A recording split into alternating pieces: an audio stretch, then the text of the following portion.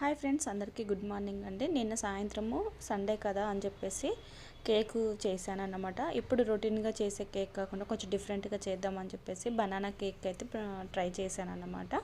ఇక్కడ ఒక 2 బనానాస్ తీసుకున్నాను. అలాగే చక్కెర కాకుండా ఇక్కడ నేను బెల్లం పౌడర్ తీసుకున్నాను.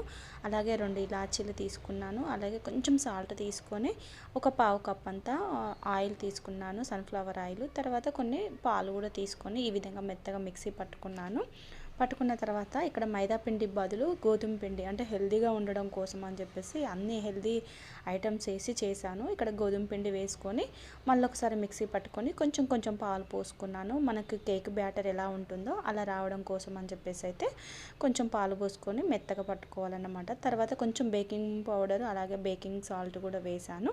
మీరు మిక్సీలో కాకుండా మనము ఒక బౌల్లో కూడా కేక్ బ్యాటర్ అనేది ప్రిపేర్ చేసుకోవచ్చు. నేనైతే అన్ని మిక్సీలోనే వేసాను అన్నమాట. వేసి ఈ విధంగా కేక్ బ్యాటర్ వచ్చేంత వరకు కూడా మిక్సీ పట్టుకున్న తర్వాత కేక్ టిన్ ఉంటుంది కదా, దానికి కొంచెం అంత ఆయిల్ రాసుకొని కొంచెం మైదా పిండి గోధుమ పిండి వేసుకొని తర్వాత మనం కేక్ బ్యాటర్ని వేసుకొని పైనుంచి డ్రై ఫ్రూట్స్ ఏముంటే అవి వేసుకోవాలి. వేసుకొని ఒక 20-25 మినిట్స్ మీడియం ఫ్లేమ్లో పెట్టి ఈ విధంగా కేక్ అయితే రెడీ చేశాను అన్నమాట. మధ్యలో ఒకసారి చాక్ తోటి మనం పెట్టినప్పుడు చాక్ ఏం అంటకుంటుంటే మనకు కేక్ అనేది రెడీ అయినట్లే.